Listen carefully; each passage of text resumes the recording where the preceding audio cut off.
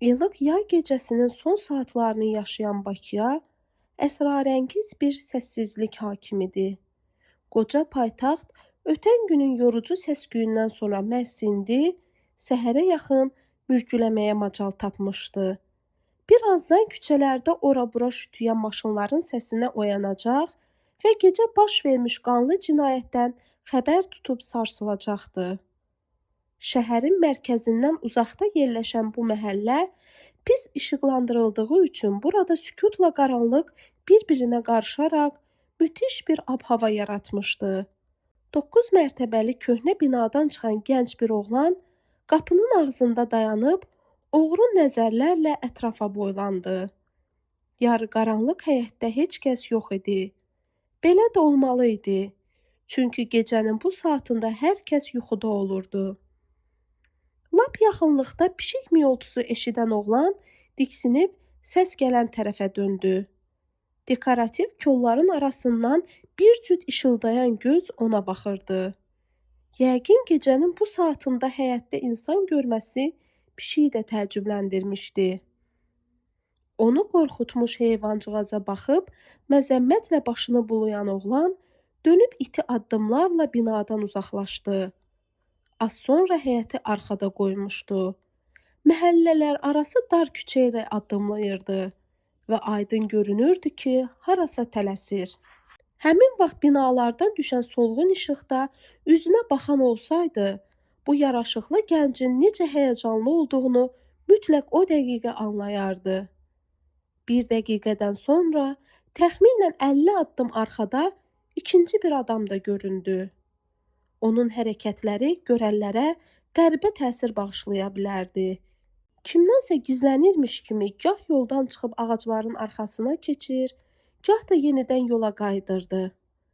İzlənməsindən xəbərsiz olan oğlan yalnız qarşıdakı küçə ilə kəsişmədə bir anlıq çevrilib arxaya baxdı və dərhal sola dönüb növbəti səkiyə keçdi. Bu səki ilə bir qədər də irəlilədi və birdən küçənin o biri tərəfinə keçib buradakı ağaclığa girdi. Sıx şam ağaclarından ibarət bu ensiz yaşıllıq zolağı küçə ilə köhnə xəstəxananın hündür daş hasarı arasında yerləşirdi. İndi ağacların arası ilə ehtiyatla yeriyirdi. Qoca şam ağaclarının əhatələndiyi bir mərtəbəli kafenin arxasına çatanda ayaq saxladı. Durduğu yer xəstəxananın hasarının bir-iki addımlığında idi. Qaranlıqda yalnız ən yaxınlıqdakı ağacların gövdəsini seçə bilirdi. Nəfəsini içinə çəkib təlaşla ətrafı dinşədi. Ondan biraz da aralıda dolaşan sahibsiz itlərin mırıltısından savayı qulağına heç bir səs dəymirdi. Birdən arxasında insan hənirtisi duyub vahimə içində geri çevrildi. Burada sanki gözə görünməz adam, bir kabus dayanmışdı. Oğlan bu zaman yalnız göyə qaldırılmış bıçağın uzun tiyəsini görə bildi və elə o an nifrət dolu xırıltılı bir səs eşitdi. Öl biqeyrət. Sinəsinə saplanan sərt polad tiyə bütün bədənini uyuşdurdu və özünü saxlaya bilməyib köksündən qopan çarəsiz bir inilti ilə torpağa sərildi. Yıxıldığı yerdə canını sarmış dözülməz ağrılardan çırpınıb çabalayırdı. Bir neçə saniyə belə davam edəndən sonra birdən sustalıb sakitləşdi. Duyduğu dəhşətli ağrılar bədənindən yavaş-yavaş çəkilməyə başlamışdı. Beynini dumanlandıran hansısa məhcul qüvvə onu bir də heç vaxt ayılmayacağı əbədi ölüm yuxusuna sürükləyirdi. Görmə hissini itirdiyi üçün bədəninə dalbadal bıçaq zərbələri endirilən qatilin sifətini görə bilmirdi və heç bir ağrısı da yox idi. Çünki artıq ölmüşdü. Nəhayət bunu deyəsən amansız qatil də anladı və qanlı əməlinə son qoyub ondan əl çəkdi. Elmi təcrübələrin gəldiyi nəticəyə görə insan öləndən, yəni ürəyinin fəaliyyəti tam dayanandan sonra eşitmə qabiliyyətini hələ bir müddət saxlayırmış. Lakin eşitdiyi səsləri anlayırmı? Alimlər bunu bilmirdilər. Çoxsaylı bıçaq yaraları ilə yerdə sərilib qalmış bu oğlan da həyata həmişəlik vida etməsinə baxmayaraq, uzaqlaşmaqda olan qatilin ayaq səslərini eşidirdi. 1-ci hissə, 1-ci fəsil. Üstündən illər keçsə də o əhvalat Navidin yadından çıxmırdı. 5-ci sinifi bitirib 6-cıya keçmişdi. Gilasın yetişən vaxtı idi. Onların həyətindəki yeganə gilas ağacı isə həmin il nədənsə bar verməmişdi. Bir gün anası Navidlə bağda olarkən ağacın barsız budaqlarına təəssüflə göz gəzdirib, "Ürəyim yaman gilas istədi" dedi. Navid dərhal düşündü ki, anasının arzusunu yerinə yetirmək, ona gilas tapıb gətirmək lazımdır. Amma hardan, necə? Buna görə kiminsə qapısına gedib ağız aça bilməzdi. Bu aldığı tərbiyəyə zid idi. İndiyə kimi belə bir şey eləməmişdi və eləsəydi atası onu cəzalandırardı. O gecə anasına hardan və necə gilas tapıb gətirmək barədə xeyli baş sındırdığı üçün narahat yatdı. Yuxusunda indiyə kimi oxuduğu qəhrəmanlıq nağıllarının içinə düşmüşdü. Lakin indi bu nağıllardakı cəsur qəhrəman Navidin özü idi. Qılınc qurşanıb haradasa çox-çox uzaqlardakı gilas bağına gedir, bağı qoruyan təpəgöz divlə vuruşub, qalib gələrək anasına bir vedrə dolu gilas gətirirdi. Ertəsi gün heç gözləmədiyi halda Niyaz dedi ki, uşaqlarla meşəyə gilas yığmağa gedəcəklər. İstəsə onlara qoşula bilər. Niyaz çəpər qonşuları Fərahimin oğlu idi. Məktəbdə 1-ci sinifdən eyni partada otururdular. Aralarında mehriban yoldaşlıq münasibətləri vardı. Navidin atası isə kənddən Xudac şəhərinə və geriyə sərnişin daşıyan taksi sürücüsü Fərahimi bəyənmirdi. Deyirdi ki, arvadı Züleyxa pis insan deyil. Amma Fərahim yalançıdır. Həm yalançıdır, həm də hər şeydə öz xeyrini güdəndir. Halal haram ayıran deyil. Gilas yığmağa gedəcəyini biləndə çox sevindi. Sanki yuxuları çin olmuşdu. Nəhayət azman divə qalib gələrək anasının istəyini yerinə yetirəcəkdi. Yalnız o söhbətin üstündən neçə illər keçəndən və böyüyüb başı daşdan daşa dəyəndən sonra anladı ki, xəyallarındakı həmin div əslində adına vicdan deyilən şeymiş. Bu vicdan, div onun öz içində oturmuşdu və bütün ömrü boyu ürəyindən keçən bir çox istəklərinə qovuşmağa, bəxtinə çan qismətinə sahiblənməyə mane olacaqdı. O vaxt isə bu barədə düşünmürdü. Niyazla sevincək razılaşdı. Atası evdə yox idi. Anasından icazə istədi. Arzuladığı gilasdan keçə bilməyən qadın tərəddüdlə də olsa razılaşdı. Yaxşı, get, amma tez qayıt. Atan gəlib səni evdə görməsə əsəbləşər. Yoldaşları ilə birlikdə kənddən biraz aralıda yerləşən meşə kənarındakı köhnə bağa getdi. 6-7 uşaq idilər. Ətrafını kol-kos basmış qoca gilas ağacları o qədər bar gətirmişdi ki, az qalırdı budaqları qırılıb tökülsün. Bunu görən uşaqlar sevincək halda ağaclara daraşdılar. Sonra onlardan hansısa dedi ki, səs-küy salmayın. Əliqulu kişi gəlib atamızı dalımıza şələləyər. Sən demə bu bağın ərazisi kənd bələdiyyəsinə məxsus imiş və bələdiyyənin gözətçisi Taygöz Əliqulu gilas ağaclarını bərk-bərk qoruyurmuş. Navidin canına üşütmə düşdü. Həmişə halallıqdan danışan və oğlunu da bu cür tərbiyələndirən atası onun oğurluq etməsini əsla bağışlamazdı. Çıxmağa hazırlaşdığı iri gilas ağacından aralanaraq, "Uşaqlar, mən evə qayıdıram" dedi. Oturduğu budaqda gilasları topa-topa dərib torbasına dolduran Niyaz təəccübləndi.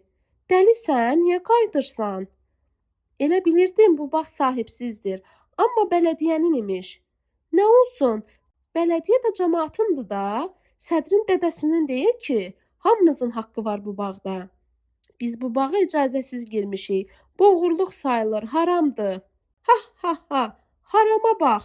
Onu eşidən Cövdət qəhqəhə çəkdi. "Sən lap mollalar kimi danışdın ha." Pünhan adlı oğlan isə digər ağacın başından ona bağırdı. "Gedirsənsə rədd ol get, qorxağın biri qorxaq." Navid tal tuşlarının heç birindən gücsüz deyildi. İstəsəydi Pünhanın da, Cövdətin də cavabını verə bilərdi. Amma buna lüzum görmədi və "düz iş görmürsünüz" deyib sakitcə oradan uzaqlaşdı. Bu zaman yoldaşları arxasınca nəsə danışıb gülüşürdülər. Həyətə girəndə anası onun əliboş qayıtdığını görüb, "Orada da gilas yox idi?" deyə təəssüflə soruşdu. Navid yalan danışmaq istəmədi. Ağacların hamısının üstü gilasla dolu idi. Amma ora bələdiyyənin sahəsi imiş, gözətçisi varmış. Nə olsun ay bala, 5-6 dənə gilas dərəcəkdin də. Bələdiyyə onunla kasıblamayacaqdı ki. Uşaqlar da hamısı gəldi səninlə? Yox, təkcə mən qayıtdım. Atanın balasısan da. Pal-paltarla dolu ləyəni qaldırıb başına qoyan anası bunu oğluna məzəmmətlə deyib, kəndin bulağına getmək üçün həyətdən çıxdı. Pərt olmuş Navid isə evin qabağında daş heykəl kimi dayanıb qalmışdı. Sonra gilas bağından qayıdacaq taytuşlarını görmək üçün küçəyə çıxdı və həyət qapısının yanındakı taxta oturacaqda oturub onları gözləməyə başladı. Anasının son sözləri ona yaman yer eləmişdi. Amma o nə edə bilərdi? Ağlı kəsəndən atasının bitib tükənməyən nəsihətlərini dinləyirdi. Ağıllı ol, başını aşağı salıb dərslərini oxu. Haram mal yemə, dolaşıq işlərə baş qoşma. Böyüklərin sözündən çıxma. Ac yaşa, amma kişi kimi yaşa. Oxu, mənim kimi müəllim ol. Gəl, kəndin məktəbində işlə. Hər ayın sonunda halal maaşını al və başqa heç nə barədə düşünmə. Dürüst adam olsan, Rəbbin özü hər məsələdə köməyin olacaq, çörəyini yetirəcək. Atası onu təkcə nəsihətləri ilə deyil, əməli ilə də bu cür tərbiyələndirirdi. Atası kənd məktəbində tarix müəllimi idi. Dövlətdən aldığı cüzi maaşla kifayətlənir, haram bildiyi şeyləri yanına buraxmırdı. Elə buna görə də kənddə deyirdilər ki, Mahmud müəllim bu zəmanənin adamı deyil. Kişi həm də yaman əl açıq idi. Hər dəfə Xudata gedəndə oradakı tanışlarına həyətin bir meyvəsindən pay aparır, əvəzində evə əliboş qayıdırdı. Evindən də qonaq qarası əski olmazdı. Bir də görürdün küçədən keçən birini çəkib evə gətirir. Arvadına tez yemək hazırlamağı tapşırırdı. Bunu görən Navid əvvəllər atası barədə deyilən qonaqpərvər sözündən xoşlansa da, böyüdükcə başqa cür düşünməyə başlamışdı. Çünki əslində qalsa ev sahibinin bu qonaqpərvərliyi evin xanımının zəhmətini 1-ə 5 artırmaqdan başqa bir şey deyildi. Dolu torbalarla meşədən qayıdan yoldaşlarını görəndə azacıq dikəlsə də yerindən qalxmadı. Özünü elə göstərməyə çalışdı ki, evə əliboş qayıtmağına görə peşman deyil və kimlərinsə yığıb gətirdiyi gilas onu əsla maraqlandırmır. Qarşısından keçən uşaqlar ona sataşmağa başladılar. Hə, nə oldu, qorxaq, nə qazandın? Bax gör biz nə qədər gilas yığmışıq, Cövdət dedi. Pünhan isə torbasından bir neçə gilas çıxarıb xüsusi əda ilə ağzına qoyaraq ona acıq verdi. Bəh, nə dadlıdır, lap bal kimidir. Yoldaşlarından ayrılıb öz həyət qapılarına doğru gedən Niyaz isə Navidə tərəf dönüb ona bir ovuc gilas uzatdı. Al ye, çox şirindir. Yox, istəmirəm. Bu sözləri ona qüruru dedizdirsə də, dostunun əlindəki gilaslar qara mirvari kimi parıldayaraq ağzını sulandırdı. Özün bil, deyə Niyaz ondan aralanıb öz həyətlərinə girdi. Onda Navid düşündü ki, bələdiyyə sahəsindən oğurluq etmiş yoldaşları ciddi cəzalandırılacaqlar. Ya bələdiyyə sədri tərəfindən, ya birbaşa Allah tərəfindən. Ən çox da elə Allahdan qorxurdu. Atasından, lap elə anasının özündən dəfələrlə eşitmişdi ki, haram yeyənlər yediklərini gec-tez qusacaqlar. Lakin düşündüyü kimi olmadı. Yəni ən azı bələdiyyə sədri kimsəni cəzalandırmadı. Gilas ağaclarının quldurcasına talan edilməsindən xəbər tutan gözətçi Əliqulu kişi kəndin mərkəzində onların qarasınca bir xeyli söyüb söyləndi. Vəssalam. Haram yemiş uşaqlara axirətdə veriləcək cəza isə nisyə söhbət oxşuyurdu və belə bir cəzanın həqiqətən də verilib-verilməyəcəyi dəqiq bilinmirdi. Küçə qapısının yanında oturacaqda oturmuş Navid həmin vaxt yenə anasına haradan gilas tapıb gətirəcəyi barədə düşünürdü. Ən halal, ən düzgün variant yol maşınlarının biri ilə Xudata gedib gilası oradakı kənd bazarından almaq idi. Lakin cəmaət arasında dərə bazarı adlanan həmin bazara uyğun olaraq həftənin yalnız bazar günləri işləyirdi. Bu gün isə hələ cümə idi. Bir də ki, bazardan gilas almağa pul lazım idi. Navidin isə 6-cı sinifə keçməsinə baxmayaraq, indiyə kimi heç pulu olmamışdı. Tək bir dəfə 2 il əvvəl bir qohumları ona 5 manat pul vermişdi. Onu da atası dərhal əlindən aldı. Həmin qohumuna qaytararaq məzəmmət etdi ki, uşağa pul verməzlər. Bu səbəbdən anası da ona pul vermirdi. Deyirdi, ürəyin nə istəsə deyə Xudata gedəndə alım gətirim. Anasının istəyini yerinə yetirməkdə acizliyini anlayan Navid yaman dilxor idi. Nə edəcəyini bilmirdi. Lakin o gün axşamüstü elə bir şey oldu ki, bu onun uşaq beynini qarışdıraraq bütün xəyal və düşüncələrini alt-üst etdi. Züleyxa xala çəpərin o tayından onlara tərəf səsləndi. Sayalı, ay Sayalı. Anası əlindəki işi buraxıb tələsik çəpərə yaxınlaşdı. Nədir ay Züleyxa? Niyaz meşədən gilas gətirib. Dedim siz də nübarını edəsiniz. Bilirəm, bu il sizin də gilas ağacınız bar verməyib. Anası gilasla dolu kasanı qadından alıb ürəkdən alqış elədi. Çox sağ ol, neçə-neçə belə nübarlara çıxasınız. Dünəndən könlümə yaman düşmüşdü. Niyaz balanın əli qolu var olsun. Rəbbim ona pis gün göstərməsin. Amin. Niyazın canı üçün elə uşaq özü dedi ki, gilasdan apar ver. Qoy Aygüngil də yesin. Aygün Navidin bacısı idi. Evdə 3 uşaq idilər. Ədibə, Aygün və o özü. Niyazın sözü ürəyinə yaman toxunmuşdu. Hələ üstəlik gilas dolu kasanı evə gətirən anasının sevinci onu məyus etmişdi. Qadın artıq gilasın bir neçəsini yemişdi. Qızların hərəsinə də bir ovuc vermişdi. Ona da təklif edəndə pərt halda başını yelləyərək mən istəmirəm, gilasdan xoşum gəlmir dedi.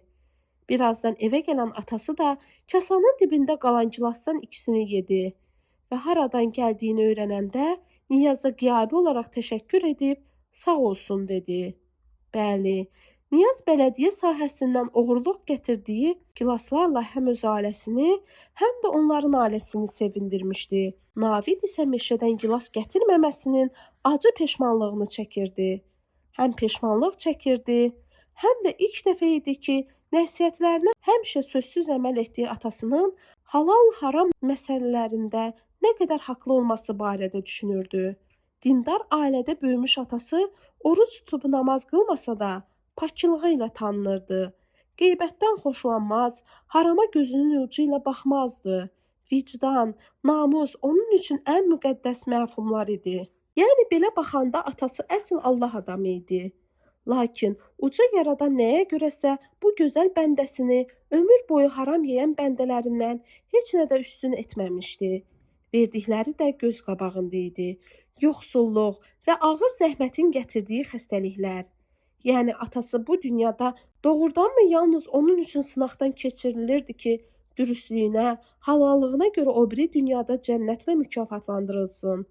5-ci sinifi bitirmiş balaca Navid buna inana bilmirdi. Kəndin mollasından eşitmişdi ki, cənnətə düşən kişilərə saysız-hesabsız hurilər xidmət göstərirlər. Mahmud müəllim isə arvadından savayı bir qadına baxan deyildi. Elə bir cənnət bu kişi üçün cəhənnəmdən betar olardı. Navidgilin ailəsi çox kasıb idi. Atasının aldığı cüzi maaşla 5 nəfərlik ailəni dolandırmaq mümkün deyildi. Kənddə hər kəs yaxşı bilirdi ki, Sayalı olmasa bu ailə acından qırılar. Bir insan gün ərzində nə qədər işləyə bilərmiş ilahi? Səhər saat 5-də oyanan anası bütün günü dincəlmədən çabalayır, çalışır, yalnız gecə saat 11-də ölü kimi yatağına girəndə nəfəsini dərməyə imkan tapırdı. Gündə 3 dəfə kəndin o biri başından güyümlə su gətirmək, təndir salıb çörək yapmaq, xörək bişirmək, ərinin qonaqlarına süfrə açmaq, 5 nəfərin paltarını əllə yumaq, ev eşiyi təmizləmək, bağa, bostana qulluq etmək, toyuq dücəyə baxmaq, inək saxmaq, nehrə çalxalamaq, qışa mürəbbə, tutma filan hazırlamaq, həyat məhsullarından aparıb dərə bazarında satmaq kimi işlər anasının boynunda idi. Navid və bacıları analarının işini yüngülləşdirməyə çalışsalar da, biçarə arvadın gün ərzində yarım saat oturub dincəlməyə vaxtı qalmırdı. Atası isə bircə bunu bacarırdı ki, uşaqlarına nəsihət versin. Ədəbli, əxlaqlı olun. Kimsəyə pislik etməyin. Evdə oturub dərslərinizi oxuyun. Küçəyə çıxıb avara uşaqlara qoşulmayın. Xəbərçi, satqın olmayın. Qeybət eləməyin. Haramdan uzaq durun. Navid zaman-zaman beyninə həkk etdiyi bu nəsihətlərlə böyüdüyü üçün fərqli fikirlər ona qəribə gəlirdi. Bir dəfə hakim müəllimin ona dediyi sözlər kimi: Ona fizikadan dərs deyən bu müəllim bir gün sinifdə hər kəsə boş vərəq paylayaraq bir məsələ verdi və tapşırdı ki, onun izahlı həllini yazsınlar. Navid məsələnin həllini vərəqə yazdıqca parta yoldaşı Niyaz ondan köçürürdü. Dərsin sonunda vərəqləri yığıb yoxlamaq üçün evinə aparan hakim müəllim 2 gün sonraki növbəti dərsdə üzünü Navidlə Niyaza tutaraq başını yellədi. Yazdıqlarınız əla qiymətə layiqdir. Lakin tam eynidir. Yəni hansınızsa o birinizdən köçürmüsünüz. Buna görə də birinizi əla, o birinizə 2 verəcəm. Düzünü deyin, hansınız köçürmüsünüz? Navid narahat halda sustu. Yoldaşını satmaq istəmirdi. Həm də axı müəllim bilirdi ki, o bu fən üzrə sinifdə ən çalışqan, parta yoldaşı isə ən zəif şagirdlərdən biridir. Bu zaman Niyaz: "Müəllim, atamın canı üçün mən köçürtməmişəm" dedi. Hakim müəllim hələ də susmaqda olan Navidə məzəmmətlə baxıb Niyaza: "Aydındır. Deməli sənə 5, yoldaşına isə 2 yazmalıyam" dedi və həqiqətən də bu qiymətləri jurnala yazdı. Tənəffüs zamanı uşaqlar dəhlizə çıxanda isə Navidi sinifdə saxlayıb ona bu nəsihətləri verdi. Elə bilirsən Niyazın səndən köçürdüyünü anlamadım? Xeyr, lap yaxşı anladım. Amma bilərəkdən belə etdim ki, özün nəticə çıxarasan. Sən dürüst, ağıllı, tərbiyəli və mərd oğlansan. Amma qorxuram ki, bu xasiyyətinlə gələcək həyatın əzab-əziyyət içində keçsin. Atan gözəl insandır. Amma bu zəmanə onun kimlərin zəmanəsi deyil. Bunu bil ki, insan cəmiyyətinin yaşam tərzi heyvanat aləminin həyatından sənin düşündüyün qədər də çox fərqlənmir. Hər ikisində yaşamaq uğrunda mübarizə gedir və güclülər zəifləri yeyirlər. Sən çalışmalısan ki, ətrafındakı kimsəyə kör-körane etibar etməyəsən. Yeyilənlərdən yox, yeyənlərdən olasan. Yəni güclü olasan. Bax, əziyyət çəkib dərslərini oxuyursan, verdiyin məsələni də düzgün həll etdin. Amma Niyaz sənin haqqını əlindən aldı. Çalış bu uğursuzluğun sənə ibrət dərsi olsun. Bir də kimsəyə inanıb haqqını yedirtmə. Navid gənc müəllimin bu nəsihətlərindən bir şey anlamadı. Çünki atası neçə illər ona başqa cür tərbiyə vermişdi.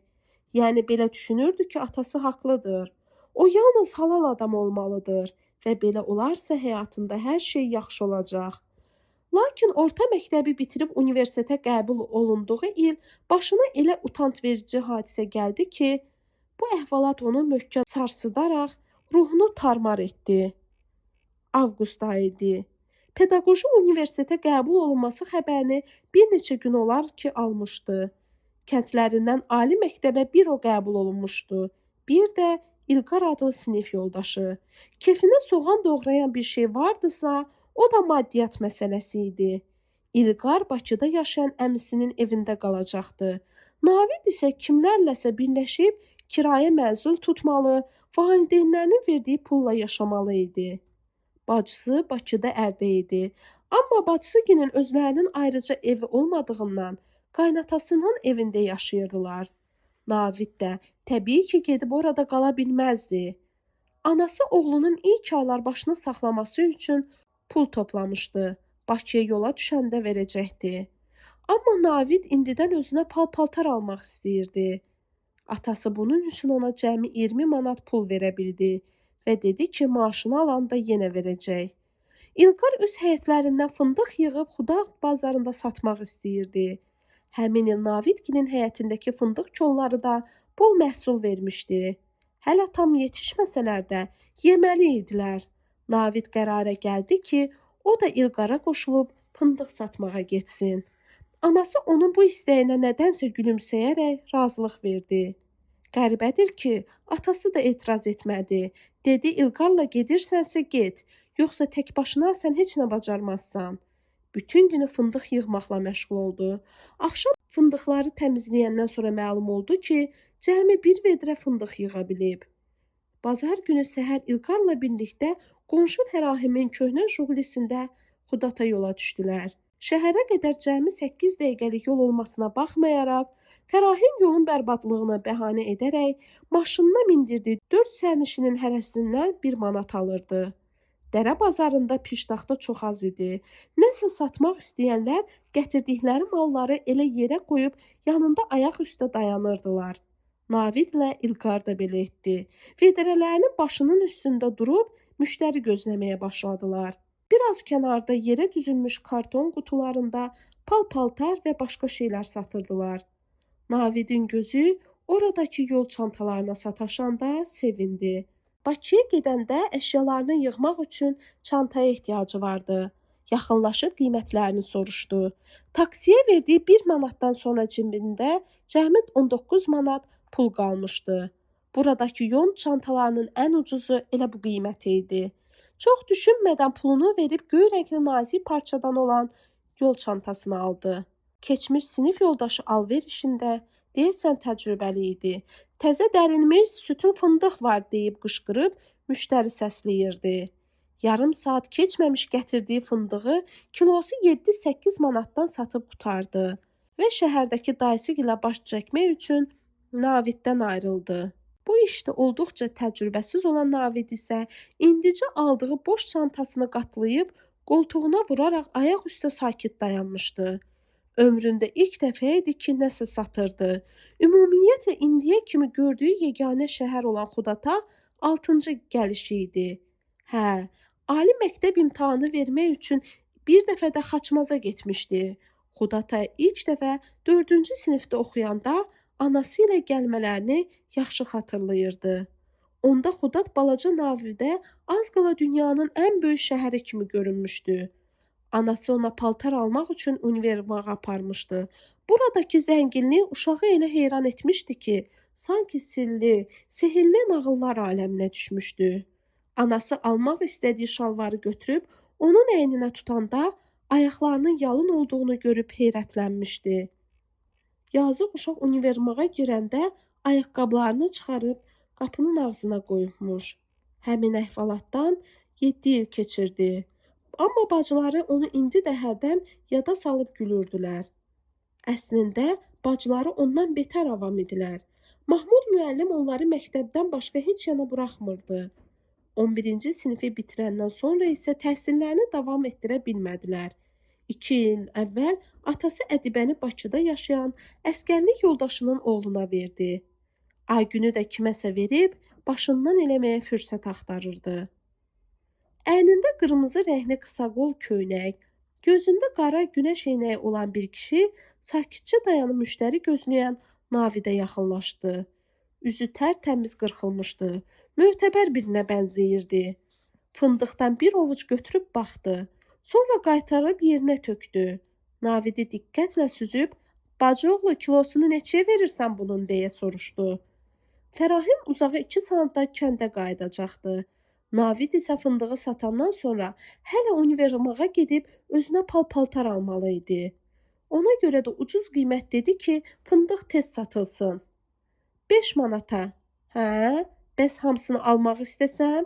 50 manata. Navid yenə çox düşünmədən cavab verdi. Gətirdiyi fındığın hamısını birdən sata biləcəyinə sevinmişdi. Yaxşı, sən burada gözlə.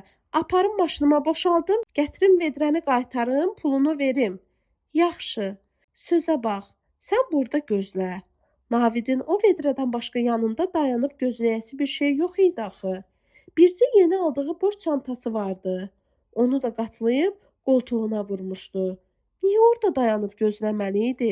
Vedrəni maşına qədər o özü apara bilməzdimi? Əslində böyüyə hörmət xatirinə o aparmalı deyildimi? Yaxşı, tutaq ki, bu kişi ona qıymadı. Fındıqla dolu vedrəni maşına özü aparmaq istədi. Onda aldığı malın pulunu əvvəlcədən verməli deyildimi?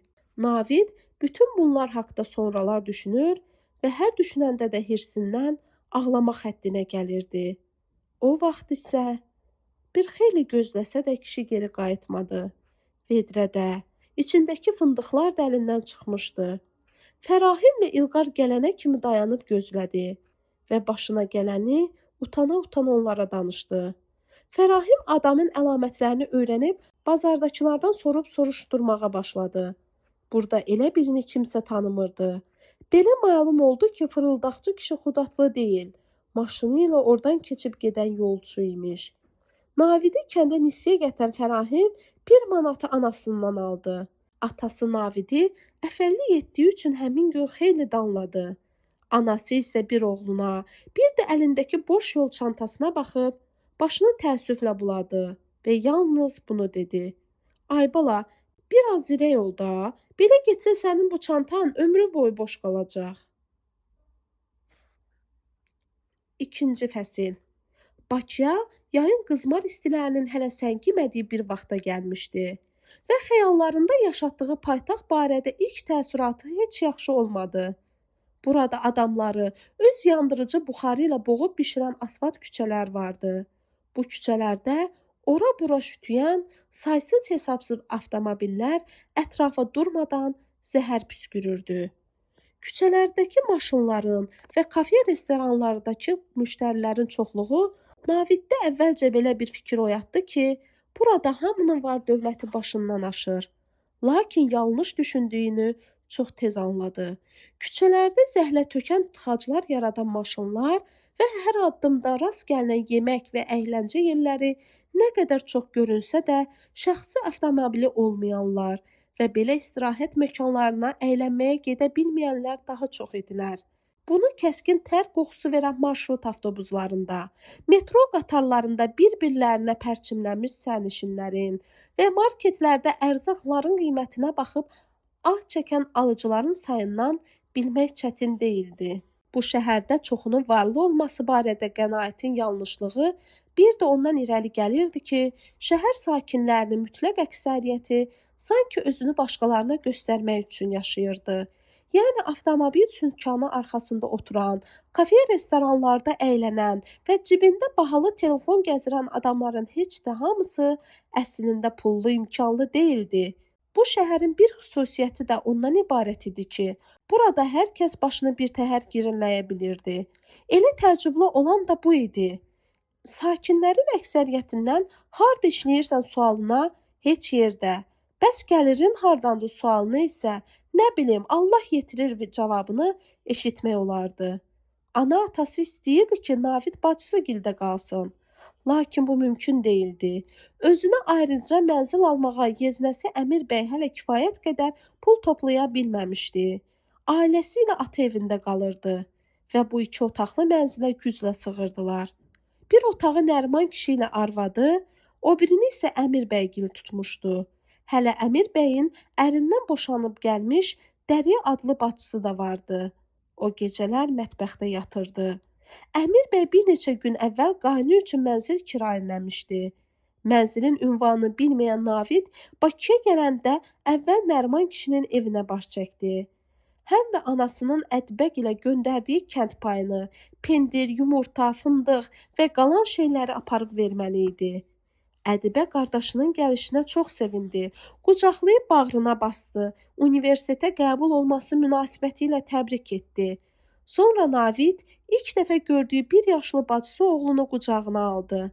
Uşağın saçını oxşuyub yanağından öpdü. Ev sahibi ilə arvadı, Elin Əmir bəyin özü də onunla nədənsə soyuq davranırdılar. Ya gecəni orada qalacağını fikirləşib dilxor olmuşdular, ya da bir gəlin kimi Ədibədən razı deyildilər. Amma deyəsən Dəryanın ondan yaman xoşu gəlmişdi. Alıcı baxışlarını bir an belə üzündən çəkmirdi. 26 yaşlı bu gözə gəlimli, əsmər qadını Ədibənin deməsinə görə 2 il əvvəl güya uşağı olmadığı üçün boşamışdılar və o vaxtdan atası gildə qalırdı. Uzaq yoldan gəldiyini və ac ola biləcəyini nəzərə alan Ədibə qardaşı üçün tələsik qayğanaq bişirdi. Üzünə dikilmiş sınayıcı baxışlardan sıxılan Navid yeməyi birtəhər yeyib ayağa qalxdı və bacısının ərinə dedi ki, kiraya qalacağı mənzilə gedib yerləşmək istəyir.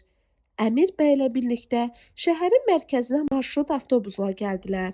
Gezinəsinin kirayələdiyi tək otaq darısqal küçələri olan köhnə bir məhəllədə idi. 3 çarpaydan ikisini artıq Erkin və Royal adlı birinci kurs tələbələri tutmuşdular. 2 mərtəbəli evin zirzəmisindəki bu balaca otaq Navidgilin kənddəki qoyun pəyələri ilə müqayisə edilə bilərdi. Divarlar rütubətdən küflənmişdi. Nuh əyyamından qalma yırtıq sökük yatacaq üfunət iyi verirdi. Darısqal həyətdə onlardan başqa kirayəşinlər də vardı. Hamısı həyətdəki ümumi mətbəx və hamam tualetdən istifadə edirdilər. Evin sahibi Atabala hansısa bazarda alverlə məşğul idi. Yay aylarında Sabirabaddan gətirilən qarpız, yemiş, ilin qalan fəsillərində isə Neftçaladan gətirilən kütüm və xəşən balığı satırdı. Bununla da kifayətlənməyib, zirzəmisini və həyətdə quraşdırdığı kiçik daxmaları kasıb tələbələrə kirayə vermişdi. Yəni o da öz başını belə dolandırırdı. Atabalanın Navidgildən 4-5 yaş böyük olan Rəfi adlı avara bir oğlu var idi. Əcaib şəkildə eybəcər sifəti olan bu kütbeyin deyilənə görə həm narkotik satır, həm də özü heroindən istifadə edir, damarına iynə vururdu. Bir dəfə Rəfidən niyə heç yerdə işləmədiyini soruşanda, o da Allah yetirir demiş və Navid ədalətli yaradanın narkotik satışına himayədarlıq etdiyini ilk dəfə bu Allahsızdan eşidərək məyus olmuşdu. Əmir bəy onu ala-qaranlıq zirzəmidə qoyub gedəndən sonra birdən-birə evləri və ailəsi üçün darıxdı. Yoldaşlarından utanmasaydı, üzü üstə sınıq saxat çarpayısına uzanıb hönkür-hönkür ağlayardı. Düşdüyü bu acınacaqlı mühitə tədricən alışırdı. Universitetin yolunu tanıdı, metro və avtobusdan istifadə qaydalarını öyrəndi. Məcburən də olsa şəhərə uyğunlaşdı və ilk günlər kənddə qoyun pəyəsi ilə müqayisə etdiyi otaq az qala doğma yuvasına çevrildi. Başqa universitetlərin tələbəsi olan otaq yoldaşları onunla müqayisədə görüb götürmüş uşaqlar idi. Xırda gözlərindən hiyləgərlik yağan alçaq boylu Erkin rayon uşağı olsa da, sanki ömrü boyu Bakıda yaşamışdı. Dərslərin başlamasından 4-5 ay sonra şəhərin elə yerlərindən xəbər verirdi ki, otaq yoldaşları mat qalırdılar. Ev sahibinin oğlu ilə də arası saz idi. Rəfi hərdən Erkinə görə zirzəmiyə enib saatlarla oturur, balaca otağı siqaret tüstüsünə bürünməsi bir yana dursun, bəsit və mənasız söhbətləri ilə Navidin zəhləsini tökürdü. Royal da Navid kimi yaraşıqlı sayıla bilərdi, lakin ondan fərqli olaraq öz güvəni daha artıq idi. Hər dəfə şəhərə çıxanda divardakı kirli güzgünün qarşısında durur, saçlarına su vurub darıyırdı. Beləcə birinci kursun ortalarında artıq özünə qız da tapmışdı. Həyatdan zövq almağa heç bir səbəb görməyən Navid isə bütün vaxtını oxumağa sərf edirdi. Çalışırdı ki, hər semestr təqaüd alsın. Valideynlərinin verdiyi pul demək olar otağın kirayəsinə və yol puluna güclə çatırdı. Təqaüdü kəsilsəydi quru çörəyə möhtac ola bilərdi. İlqarın atasının maşını vardı. Hər həftə, bəzən də 2 həftədən bir oğluna baş çəkmək üçün Bakıya gəlir. Bu zaman anası onunla Navidə bişirdiyi xörəkdən, pendirdən, yumurtadan, toyuqdan filandan nəsə göndərirdi. Əhmədli qəsəbəsində təsərrüfat malları mağazası işlədən Əmir bəy də ona 2 dəfə Ədibənin bişirdiyi xörəkdən gətirdi.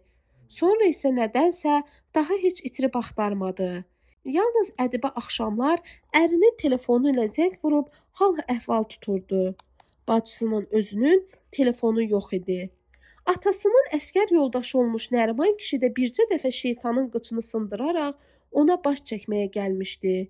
Otağın ortasında durub nəmişlik yağan boz divarlara, həbsxana çarpaylarını xatırladan 2 mərtəbəli yatağa, torpaq döşəməyə, üstü tör-töküntü olan sınıq salxaq masaya laqeyd nəzərlərlə baxıb, deməli burada qalırsan.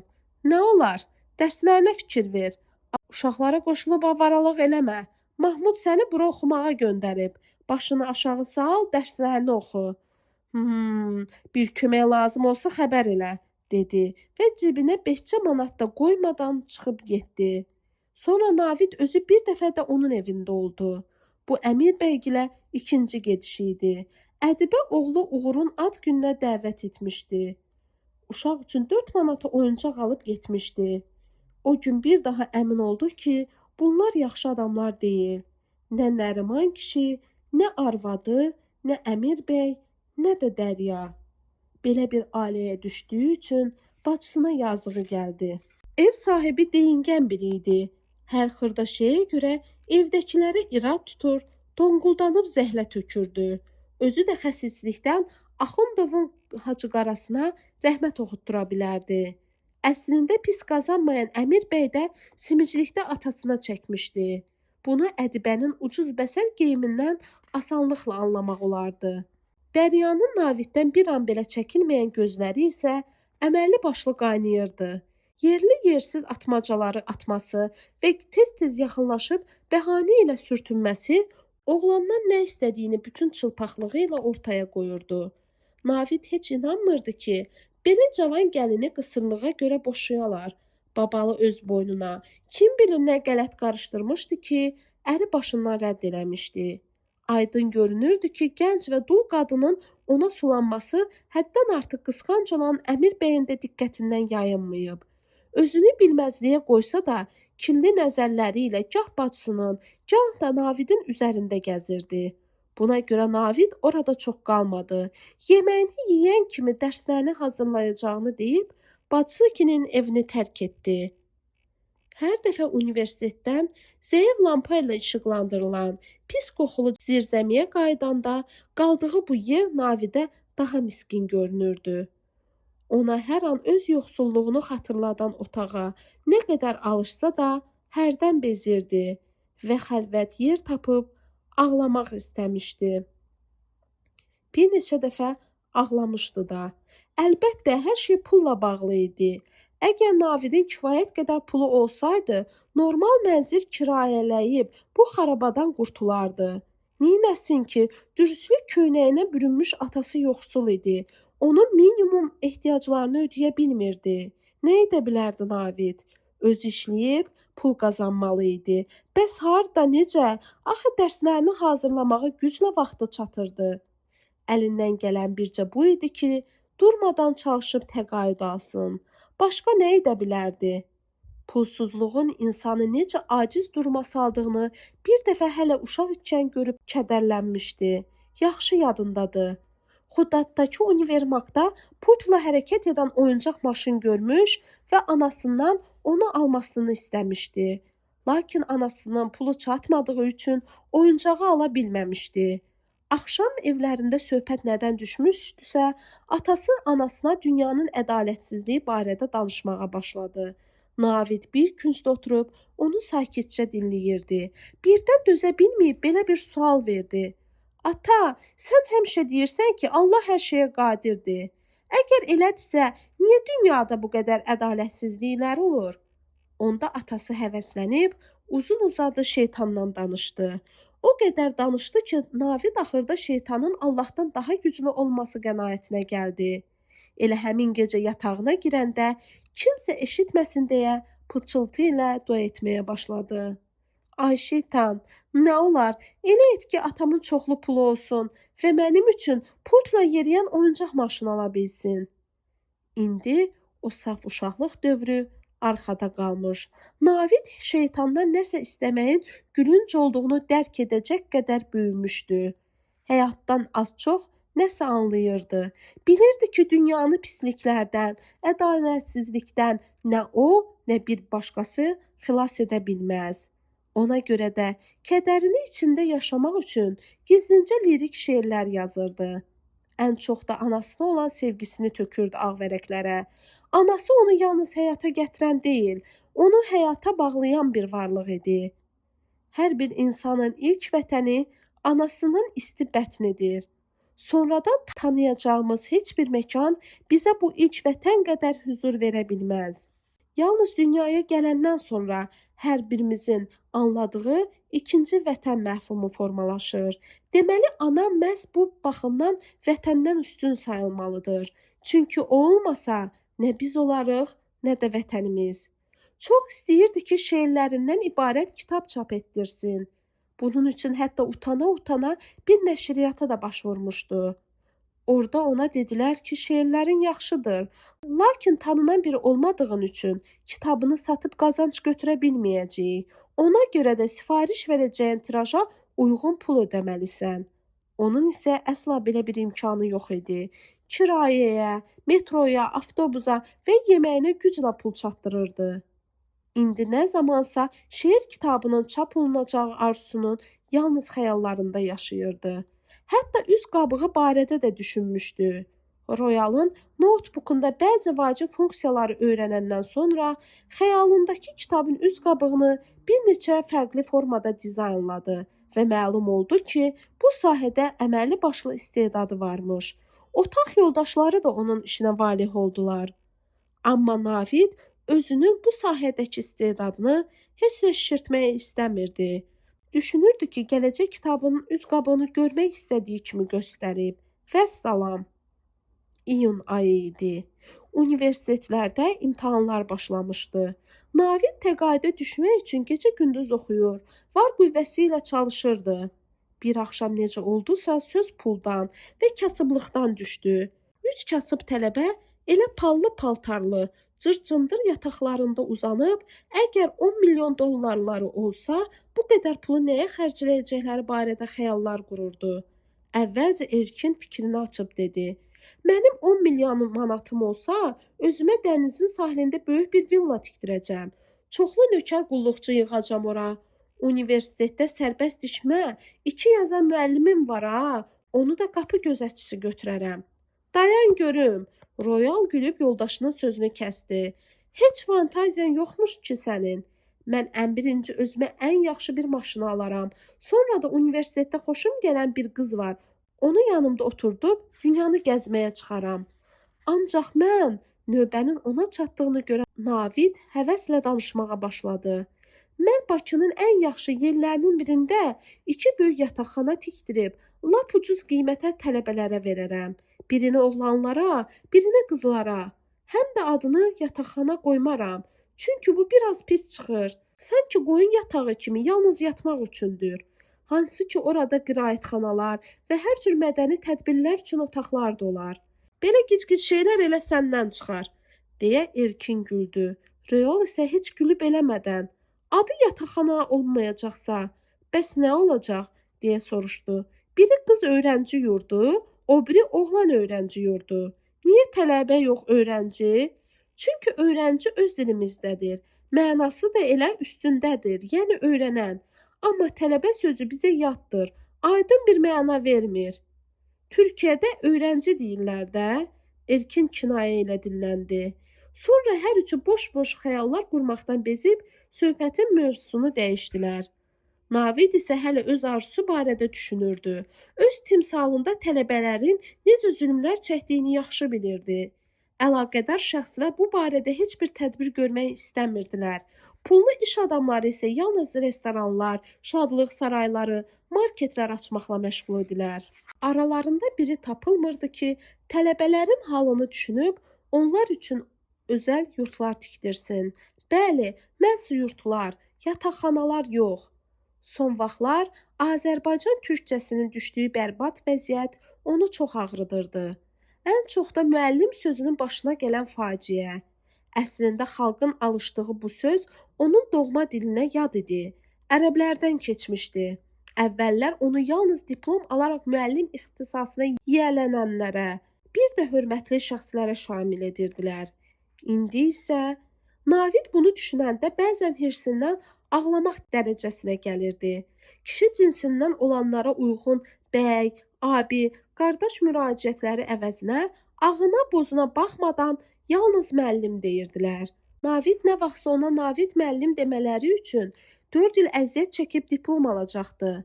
Amma 2 eşşəyin arpasını bölə bilməyən narkoman Rəfiyə indidən müəllim deyə müraciət edirdilər. Universitetdə dilçilikdən dərs deyən Təranə müəllimə deyirdi ki, bu qorxunc oyunu xalqın başına açan düşmən qüvvələrdir. Müəllim sözünü çirkləndirməkdə bizi mənəvi baxımdan məhv etmək istəyirlər və çox təəssüf ki, buna nail olmaq üzrədilər.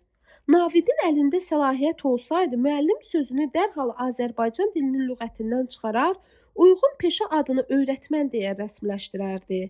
Doğrudan da alimlərə və ustad qələm adamlarına hoca, müəllimlərə öyrətmən, şagird və tələbələrə isə öyrənci deyilməsi necə gözəl olardı. Sonra qoy başqalarına hörmət və ya yaxınlıq mənasında abi, abla, bəy, xanım, qardaş, bacı desinlər. Şükür ki, türk dilində bu barədə söz qəhətliyi yoxdur. Pul və kasıblıq barədə o söhbətlərdən 2 gün sonra Navid növbəti imtahana getmişdi. Cibində cəmi 2 manat pulu vardı. Atası təcili pul göndərməsə, halının necə olacağı barədə kədərlə düşünürdü. Bu bir təsadüf sayılmalı idi.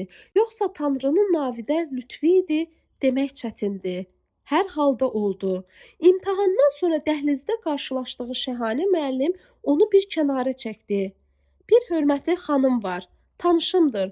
Mötəbər vəzifədə çalışır. Tanınmış iş adamının həyat yoldaşı olub. Əri rəhmətə gedəndən sonra onun şirkətinə də özü nəzarət edir. Hə, həmin xanımın dəniz kənarındakı bağında bir günlük xırda-xuruş fəhlə işləri var. Bunun üçün məndən uyğun bir tələbə oğlan istədi. Zəhmət haqqını artıqlaması ilə ödəyəcək. Fikirləşdim ki, ən yaxşısı sənə deyim. Qanacaqlı oğlansan. Bilirəm ki, pula da ehtiyacın var. Navid dərhal düşündü ki, imtahan dövrü olsa da bir gün işləyib 20-30 manat qazanması pis olmaz. Həm də bu onun öz zəhməti ilə qazandığı ilk ruzisi olacaqdı. Bunu fikirləşəndə qeyri-ixtiyari olaraq Xudat bazarında başına gəlmiş rüsvayçı əhvalatı xatırladı. Qırmızı köynəkli kişinin onun uşaq yerinə, hətta axmaq yerinə qoyub zəhmətlə topladığı fındığına havayı yiyələnməsini, o hadisədən sonra necə sınmışdısa, özünə olan inamı xeyli azalmışdı və nə zamansa müstəqil pul qazana biləcəyinə inana bilmirdi. Ertəsi gün səhər saat 8-də Şəhanə müəllimin dediyi yerdə, mərkəzi poçtun qarşısında dayanıb həyəcanla bir günlük sahibəsini gözləyirdi. Birazdan qara rəngli Rolls-Royce gəlib düz yanında saxladı. Sükan arxasında gözünə gümüşü eynək taxmış orta yaşlı qadın əyləşmişdi. Navidi müştəri gözü ilə başdan ayağa süzərək "Şəhanə müəllimənin dediyi oğlan sənsən?" deyə soruşdu. Qadının gözəlliyi və məlahətli səsi qarşısında özünü tamam itirmişdi. Navidin bu çaşqınlığında deyəsən qadının idarə etdiyi maşının da rolu az deyildi. Royaldan eşitmişdi ki, bu azman avtomobilin qiyməti azı yarım milyon dollardır. Dili dolaşa-dolaşa birtəhər, "Bəli, mənəm" deyə bildi. "Keç əyləş." Qadın onun sağındakı ön oturacağa dəvət etdi. Həyəcandan az qala dili tutulacaqdı. Tıncıxmış halda keçib göstərilən yerdə oturdu. Salonu qadın parfümünün bihuşedici ətrinə bürünmüş Rolls-Royce dərhal yola düşdü. Ömründə belə bahalı maşında oturmamışdı. Özünü yuxudakı kimi hiss edirdi. Sonradan bildi ki, qadının 54 yaşı var. Lakin həmin vaxt Navid ona bu yaşı əsla verməzdi. Olduqca baxımlı və zövqlü bir xanım idi. Təbii gözəlliyə malik idi. Kosmetikadan az və ustalıqla istifadə etmişdi. Normal boyu, ətli bədəni vardı. Lakin ona kök də demək olmazdı. Bütün vücudundan sağlamlıq yağırdı. Hələ zərifliyi ilə göz oxşayan zövqlü və bahalı geyimi. Bir sözlə, Navid 18 illik həyatında belə gözəllik görməmişdi. "Qəşəng oğlansan." Bakı kəndlərinə doğru gedən maşında qadın məftun edici təbəssümlə gülümsüyüb söhbətə başladı. "Mənim adım Almaz xanımdır. Bəs sənin adın nədir?" "Navid" utancaq halda cavab verdi. Səbəbini bilməsə də bu dəqiqələrdə qadından həqiqətən utanırdı. "Hansı rayondansan?" "Xaçmazdan." "Özündən?" "Xeyr, kəndindən." "Bakıda kimin evində qalırsan?" "Tələbələrlə kirayə qalıram." "Harda?" "Nizami metrosunun yaxınlığında, Zərgərpalan küçəsi." Oturacaqda narahat halda büzüşüb oturmuşdu. Sol əli dizinin üstündə idi. Sağ əlini isə hara qoyacağını bilmədiyi üçün yerini tez-tez dəyişirdi. Almaz xanım nədənsə bir qədər susdu və yenidən dilləndi. "Yerin rahatdır?" "Bəli, pis deyil." Ümumiyyətlə necə dolanırsınız? Ata nə işində işləyir? Kənddə tarix müəllimidir. Pis dolanmırıq. Az qala pərəstişlə baxdığı bu xanıma özünü aciz və yoxsul göstərməyi qüruruna sığışdırmadığı üçün belə dedi. Lakin bir şey unudurdu ki, əynindəki ucuz geyimi və hal-hazırda qəpik quruş üçün muzlu fəhləliyə getməsi vaxtı maddi durumunu və pula olan ehtiyacını aydınca ortaya qoyur.